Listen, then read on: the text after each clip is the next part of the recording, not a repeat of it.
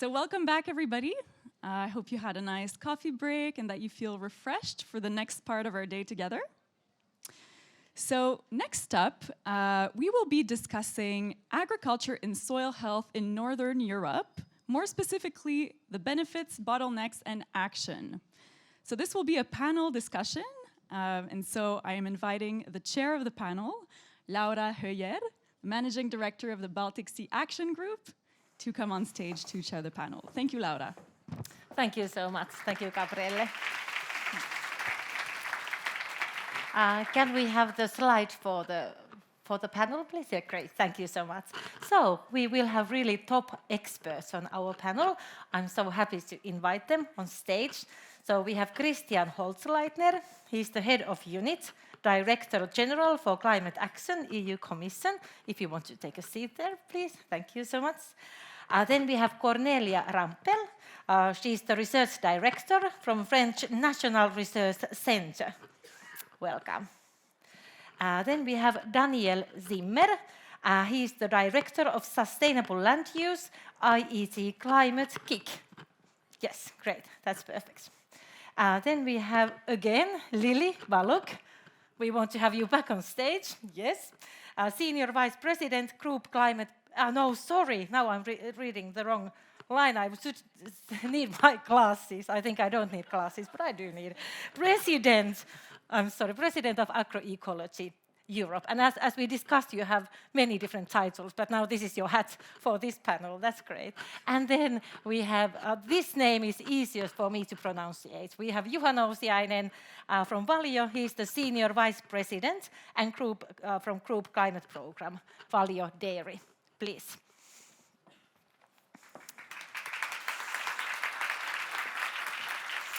I think I sit down also. So great. I really think now that we have really nicely different important stakeholders all wanting to promote soil carbon sequestration. We have decision makers, we have innovation, we have research, we have farmer perspective, and we have business. And actually, before I give you more to say, I will ask the audience. I think at this time of the day, it would be really nice to know what stakeholders we have in the audience, on site and online. And so we are going to have the poll number 1. So you can answer, and there is no hurry to answer this poll, because you have time to answer while I ask the first question from the panelists. Do you have the first? Yes. And I think it's nice because we will see the results coming up while we are talking here, but no worries, you have good time to answer. So after I've presented the first questions, we can look at the answers all together. So the first question to you, dear panelists, is very short. So I gave very short introduction. So if you can continue from there. So really focusing on how you connect to the topic of the day. Maybe Lili first, you already stated something previously, but please continue. Okay, so very shortly, I'm just going to put on my 2 other hats that I didn't mention before. So I'm as well the president of the Agroecology Europe, which is a European association promoting agroecology at the European level, as well as for European institutions, but as well creating a network all along Europe among farmers, researchers, and activists. But I have another hat as well, which is a farmer. I started farming in 2018 on only 24 hectares because it's already huge, like for me, because of all the activities. But I really wanted to put my hands into the dirt and into the soil to understand it better. What is the reality? So I think that was quite brief, right? Great. Thank you so much. Very good presentation. And then Daniel, please. So my name is Daniel Zimmer. I work at EIT Climate KIC. So KIC is a knowledge and innovation community. I'm based in France. I'm not a farmer, although I would like to be one. I started with a number of colleagues who are in the room, a program on carbon farming some years ago when just after the initiation of the 4 per Mill initiative. Some of you have also then been involved because we created a network and we wanted to understand how farmers particularly and groups of farmers are engaging in carbon farming activities, and we learned a lot of amazing stories because there are a lot of things that are happening on the ground that need to be brought to the surface, and the learnings also much more disseminated because there is a lot. And we are continuing now working also on a program that will create or organize every year a carbon summit for Europe in the coming 3 years. And we are working on that together. Yes, so we are Soil working on it Horizon Mission together. funding for credible projects. It's perfect to work closely together then in future. Yes, Cornelia, please. Yeah. Hello, everybody. My name is Cornelia Rumpel. I'm a research director at the Institute of Ecology and Environmental Sciences, working for CNRS it's a French research organization, and I'm based in Paris, in France. I was trained as a forester, and therefore sustainability is really a word that I knew very well. And and soils, I was always fascinated with soils, that they can nourish all the population. Also our life really depends on this thin layer of soils. And I did my PhD on soil organic matter and have been working since over 25 years now on soil organic matter, stabilization of carbon in soils, and I got involved naturally in the 4 per Mill initiative, and I'm a member and was chair of the technical and scientific and technical committee of the initiative. Thank you. So it seems you know everything about the soil organic matter. Really impressive. And then Daniel, please.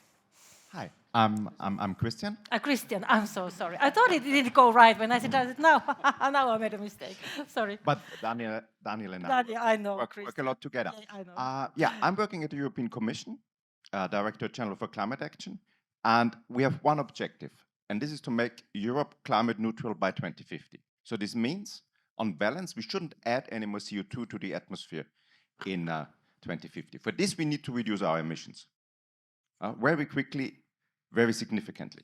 Renewables, energy efficiency. But we will still have emissions in the system by 2050, not least from the production of food and biomass. So for this, we need to get better in taking CO2 out of the atmosphere and storing it, either geologically, in forests, in soils, or in products like timber houses. And so I'm very much counting on you to deliver how we can store more carbon in soils, how to make our soils healthier so that they can keep the carbon away from the atmosphere. Thank you, Christian. You started with a challenge. That's a good way to go. And then, Juha, I know you, your name is easiest, we know for a long time. So. Yeah, thank you, Laura. Good afternoon, everybody. My name is Juha Nousiainen. I'm representing Valio, which is Finnish biggest dairy and food company, and how I'm related to this topic. I've been leading our climate program since 2019, so about more than 4 years, and we started cooperation with the Policy Action Group at the same time when we communicated our climate program in 2018. And we've been training our farmers together, and until now about 1,500 dairy farmers have been trained for carbon farming or regenerative farming, and about 100,000 hectares of grassland is now under the carbon farming practices in Valio Group. So we've been doing quite a lot of cooperation. And something to add, I've been born and raised on a dairy farm in the middle Finland, and in my younger age I was running the farm, about a couple of years. Now my brother is running the farm there still. Thank you, Juha. So very concrete work we are doing together.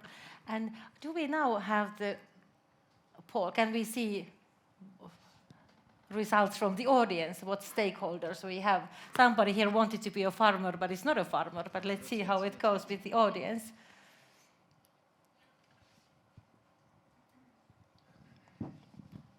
Suspense. Yes. Yeah, it's interesting. Okay, so much research. Almost half of the audience representing research.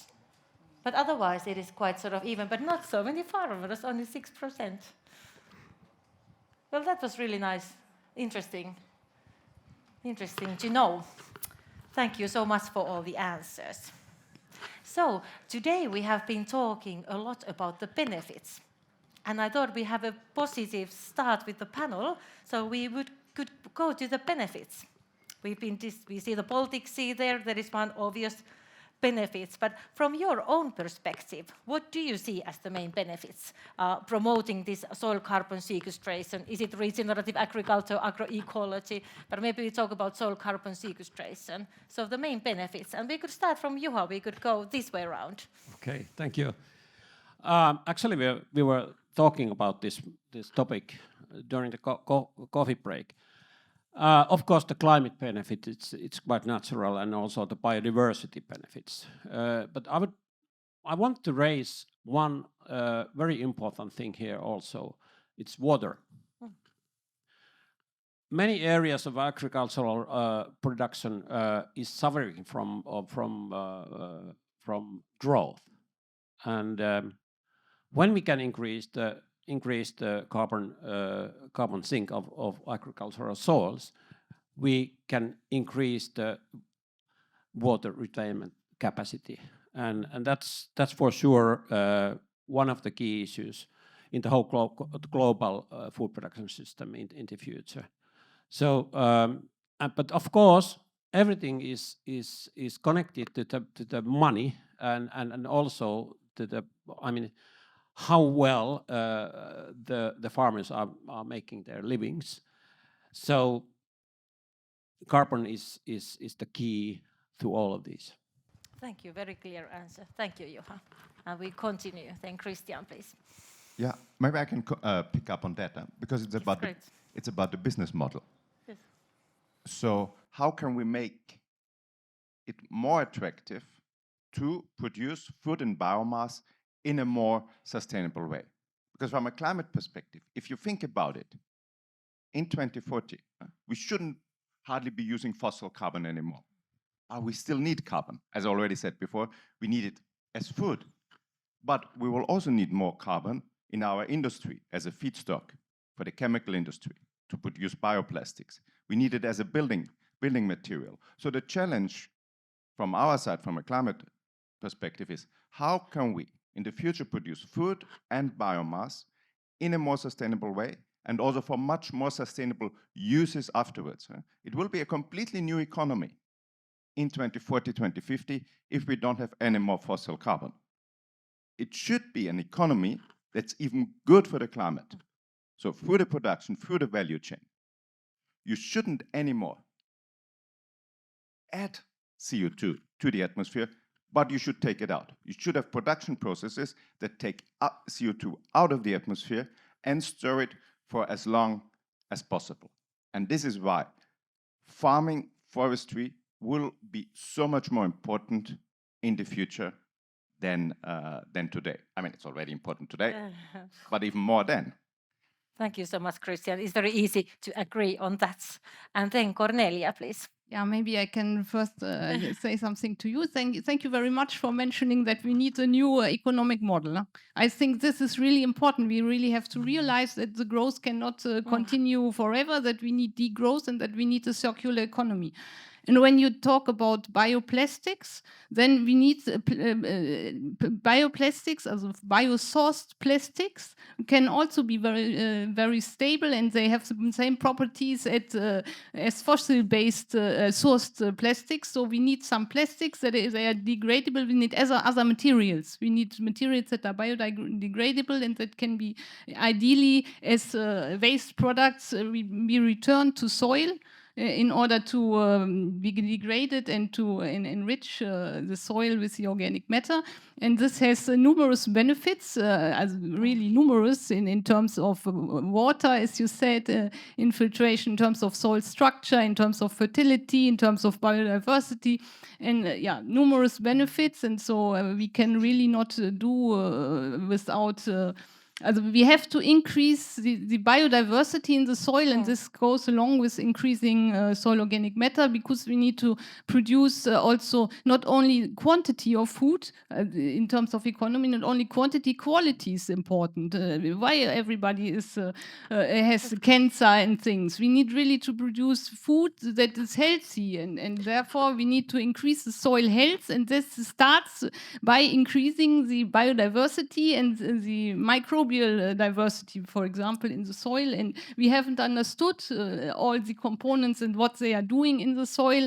And so already the concept of precaution asks for that we do something, that we use regenerative agriculture, and that we change that we do not use so many chemicals to produce our food. Thank you, Cornelia. So many benefits. I'm so happy you brought out the food quality also. That was really important, sort of added benefits. And then Daniel, please. So I tend to think these benefits at 3 different levels. First, the soil. It has been mentioned already. There are a lot of additional qualities of the soil that are strengthened, enhanced by adding carbon and organic matter to the soil. I don't want to repeat them.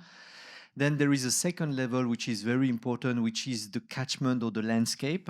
There you can see that you may limit erosion, you may have more biodiversity, you may have pure water, or at least better quality water. So all these things need to be appreciated at this second stage, which is the catchment or the landscape.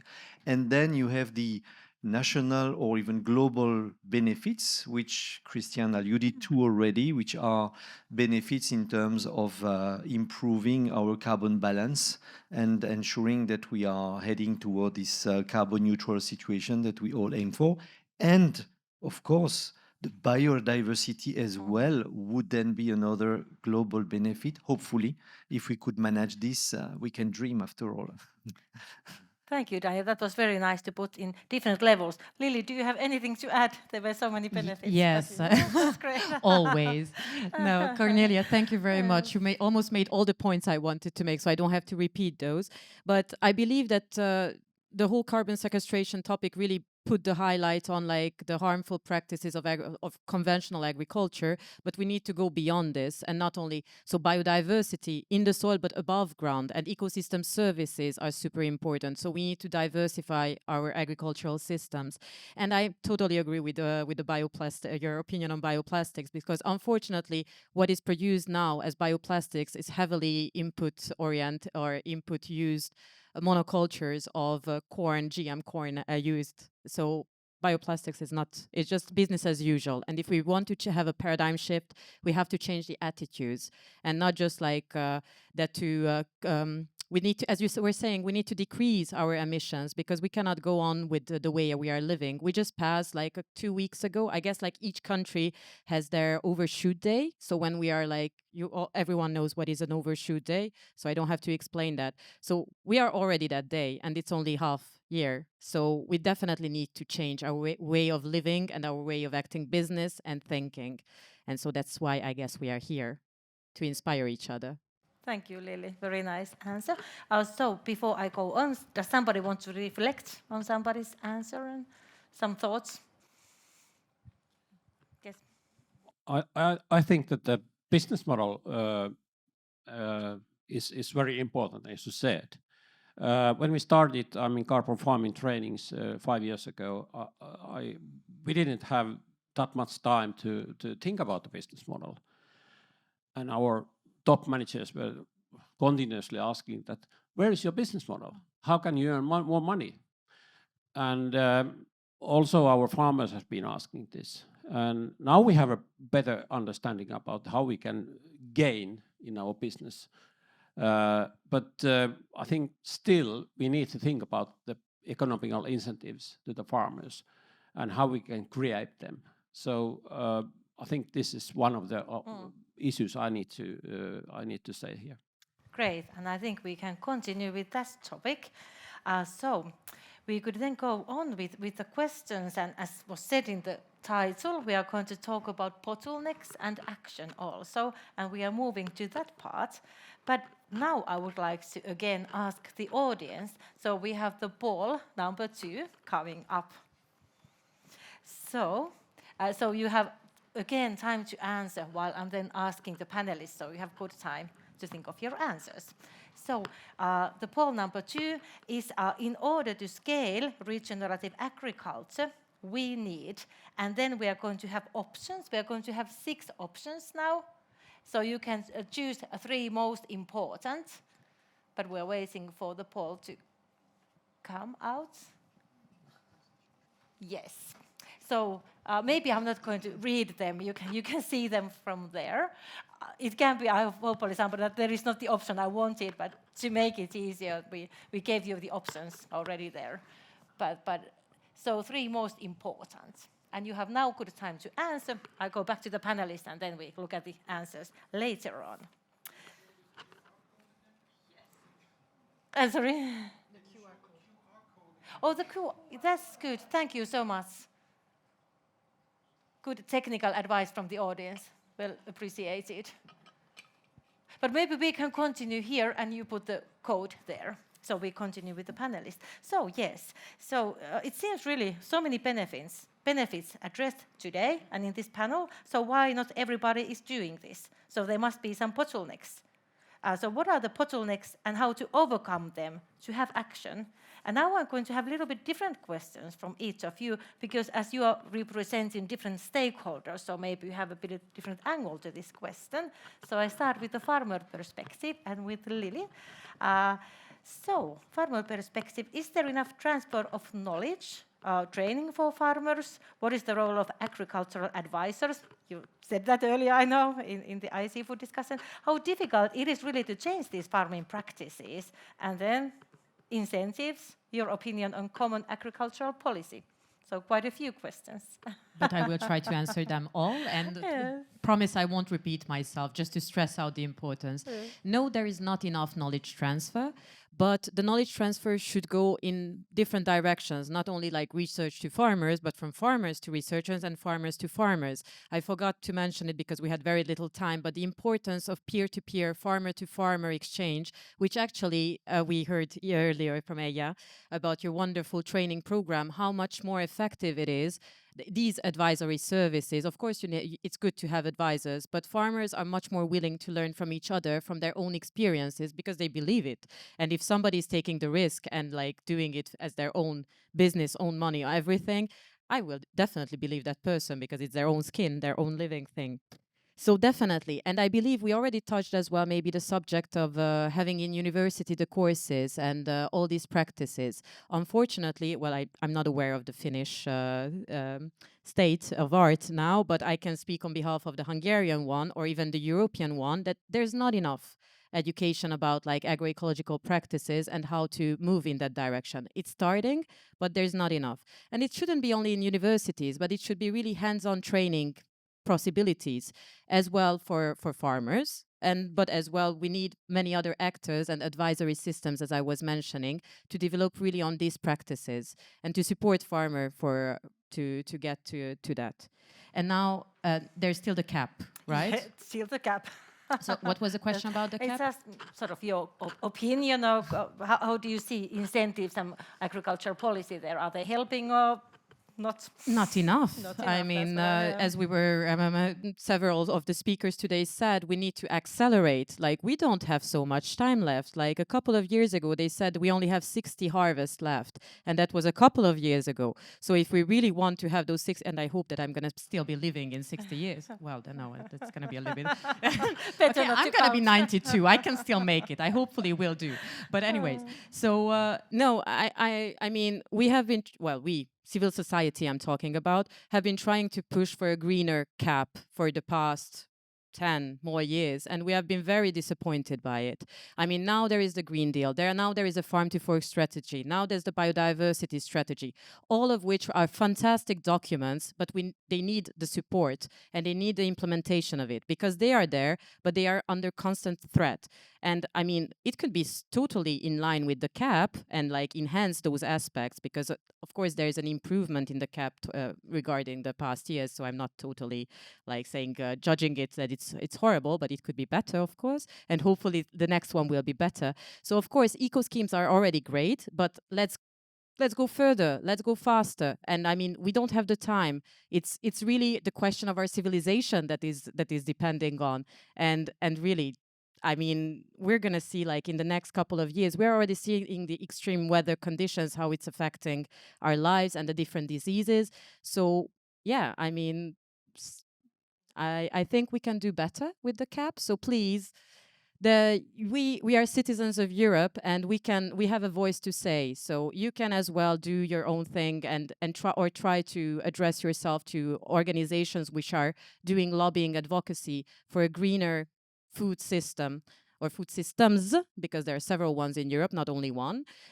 So yes, I hope that was more or less. That was very clearly stated, clear message for the audience, all those who can have possibility to effect on this cup. But then, sorry, may I add one more? Yes, because sure. affecting the cup, we are consumers, we are eaters. Yes, so sure. Eating is a political act. So each time when you're choosing a food, it's even stronger than the cap, because then you are directly helping the farmer to survive or to have like to make a living. So it's even more important than to address your MEP. But Thank you that's so it, much. sorry. So we talked about many things, but also this public incentives. But what about the private incentives? Christian, maybe you know something about it. What about these possible carbon credits? What does the future look like? Are we going to have this carbon credit system working? There are a lot of great initiatives around on carbon farming, and Daniel will get at them in a summit next year. But I think what we need, as you also said, is the scale up.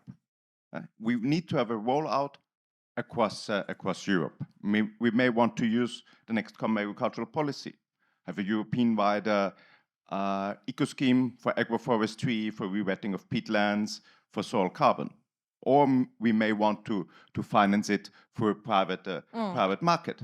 But what do we need? We need a quantification. Whoever will invest into that will want to know how much carbon is stored for how long. And the farmers want to understand what is in there for me. So we need to empower the farmers to take control of their carbon balance. So and what gets measured gets done. And this is, I think, like what I also want to challenge you on that, is how quickly can you develop a reliable certification methodology that gives a quantification of the carbon benefit? I know there's still a lot of challenges, but we need to start with something. We need to start with something. How can we combine carbon modeling with earth observation, with soil sampling, and then develop that further? Because to get to a rollout, we need to get the monitoring, reporting, verification costs down. And if you think the next common agricultural policy, our colleagues in DG Agriculture need to come up with a proposal by 25. If we want to have a better cap, better incentives there, we need by next year a good certification methodology. As I said, like for agroforestry, rewetting of peatlands, any other type of soil carbon. And this is what we are now actively doing with an expert group at the European Commission. We'll have a next meeting on 21st, 22nd of June, because we have this proposal on the certification of of carbon removal. So we are actively working on that, both on the framework, but also on concrete methodologies. And this is something I'm very passionate about, is how can we get very soon to a rollout on that and can get started, that we also get more data. As in so many other fields of the economy, it's very much about the data. Thank you so much. Very clear message. Now, if we want to have time to take questions from the audience, I would like to ask you to have very, maybe very clear sorts of answers at the end, so we have time for the audience questions. But Cornelia, I think that was a question for you. So, from a scientist, how do you see this challenge? Yeah, then I have to hand over the question to tomorrow in the morning. Yeah. There will be a very good talk from Jagadesh from the James Hutton Institute. They are actually developing what you need, monitoring scheme, almost real time, using all these technologies. So you can learn from this. I would like to make the point that carbon monitoring, okay, is fine, but we need also to monitor the other, the co-benefits. What is this carbon? Okay, you can have carbon credits, but what is it doing to the soil? And what is this, how is it improving soil health? In which situation? What carbon? Also, which type of carbon you put in the soil may be important. And this and for this carbon credit thing is the economic system. It's like this. You want to have more profit, make more. Can't we, for example, change the retail chain scheme, consume locally?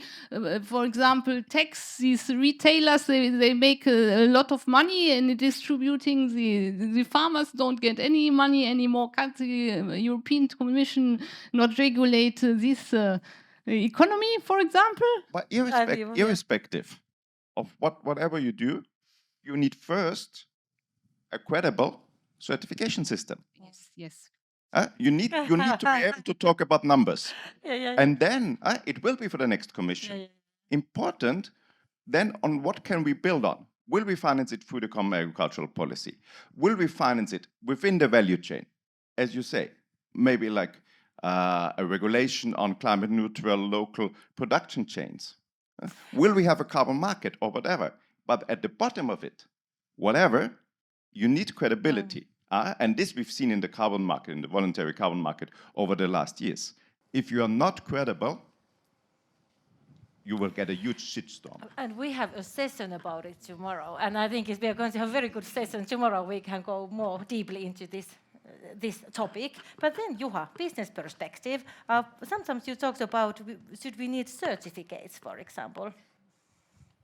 Do you mean certificates for carbon? For different labels or products, bringing sort of business a different perspective to the discussion? Well, this is a question I've been asked many times, and we already have a lot of different certificates and labels in our packages, and I'm a bit skeptical that should we need more. It might be helpful for the consumers to select different food items and so on. But I think I mean, if you are needing a certificate or label for regenerative agriculture, I think it should be national. Not in every company inventing their or systems. It should be national labeling system. But I want to comment the monitoring system. I think the biggest bottleneck in carbon credit market is the monitoring system. I mean, the system is based on just soil sampling. It's too laborious. It's too costly. It doesn't work. We need a combination of modeling and soil sampling, and a credible system based on those. I totally agree that, and then the carbon market will I mean, it will be scaling up quite soon. Great, thank you. And then just a short question, Daniel. How do you see this from innovation sort of perspective? That we need more collaboration for sure, but what about the other bottlenecks? Well, Innovation is often seen as just bringing new technologies, new practical solutions. Yes, it's this is part of the innovation. But in Climate Kick, we are convinced that the most important innovation that we need to bring is what we call the systemic innovation. So it's also what Lili was mentioning before. We need to transform entire systems, and we don't know how to do it yet. We need to learn how to transform at the same time the practices, the way the consumers see the food, the way the food is transformed. I think our colleagues in EIT Food are also very much in with this perspective. And this is very, very complex because you never know how the systems that you try to change will actually change. So you need to experiment all the time. And this is a method of innovation that we need to invent. Just to give you one anecdote, we are working at the moment with the Irish government to transform their entire agri-food system. With many meetings and stakeholders, we have come up with 270 measures that need to be implemented simultaneously, or not necessarily simultaneously, but that need to be implemented in order to transform the entire system. So it takes a lot of energy. Also now we are moving into implementing this portfolio. It's huge and a lot of innovation needed also, technical innovation to do this, but also to imagine how to do this. And the second point I want to add to this relates a bit to the business model. I think in terms of scaling, there are, for me, always three things that we need to have in the back of our mind. First, we need to understand the value that we create for new things and who benefits from this value: the farmer, the consumer, the transformers of the food. So who will benefit? The climate. So there are a number of different values that need to be incorporated in the business model, because at the moment, if we just speak to a private company, they will not be sufficient to pay for all the transformation that is needed. The second aspect is the risk. In the transformation of a system and in transformation of a farm, there are a lot of associated risks. You don't know the practices yet. You need to learn every day. And so some colleagues from a company called AgriCircle, some are here in the room, know very well this, and there are a lot of costs associated to the transition phase of the farms that need to be well covered. And we need always to remember that the risk for one of the actors transfers automatically to the risk of the other actors in the value chain. So this is very important. And the third aspect is trust, because we need to establish trustful ecosystem where people believe, and this is where the certification comes in. If you don't have this trustful mechanism in place, you will go nowhere. Thank you, Daniel. Very clear answer. Now we look at the, it was quite, the three first ones have a lot of sort of quite same percentage, and this certificates products, as you said, Juha, only 5%. Maybe they were listening to your answer then.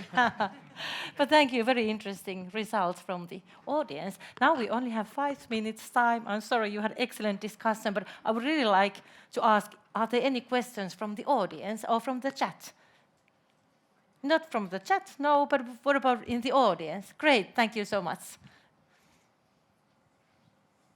Thank you. Irina Herzon from the University of Helsinki. You mentioned rewetting, and I wanted to ask all of you about your opinion on withdrawing some agriculture and forestry from certain places, because some carbon-rich natural ecosystems are needed to be restored as well. So agriculture is not always a solution. And we see a vicious now attack on nature restoration law, also from, unfortunately, farmer organizations and certain center-right parties.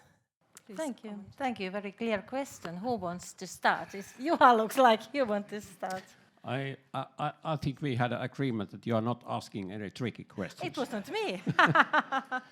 But okay, I can understand your point, and of course, for example, in Finland we have this problem with the organic soils, and restoration of certain areas of these organic soil plots, it's definitely the question we are heading, or just now, and we need to think about what we can do on that. I totally agree. What I think is that at least on those organic field plots which are low productivity, we can see low productivity there. We need to think about the restoration. Is it reforestation or wetting or something like that? I think we need to think about that, and also try to find economical incentives and economical models how to do that. But I'm not saying that all the peatland area should be taken away from the food system. There are a lot of high productivity peatlands, and so that's not a problem. But the low productivity might be. But it was a tricky question. I hope that I could answer somehow that.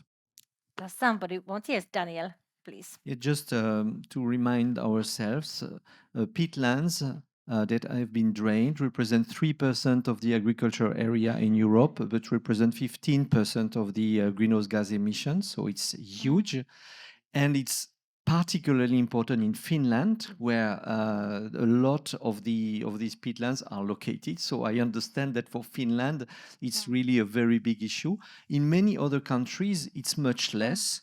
And so there are, of course, now with the paludiculture approaches, for instance, there is innovation that can also be implemented, but we need much more research in order to reduce these emissions, which indeed in our LULUCF policy for Europe it's really one of the key questions, because with the warming of the temperature, especially all these forested areas which are built, which have developed on organic soils, there is more and more degradation of the organic matter, and the balance between the sink, the absorption capacity of the trees, and of the emissions of the degradation of the organic matter are more and more in favor of the degradation of organic matter. So this is really serious for the future. And that's why we have a session on this tomorrow. But yes, a short answer. Yeah, we are running out of I time. just want to say that you Yes. cannot speak of sustainable use of productive peatlands,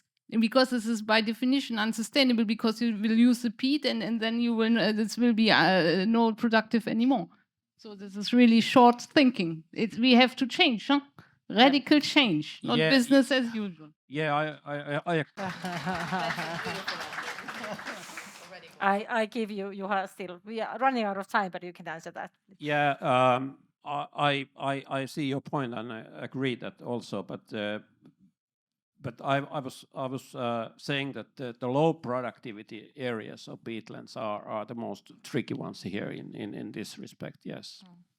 But yes, we are going to have a session on peatlands tomorrow. As Daniel, you well said, it is a big issue here in Finland and many other Northern European countries. So it is sort of very important for this event. But now I would love to take more questions, but we are running out of time. So we have to continue. I would continue with you.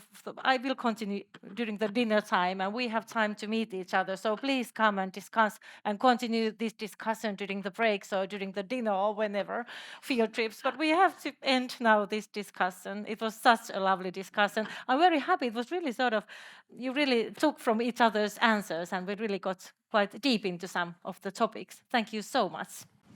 Thank you. Thank you. Thank you.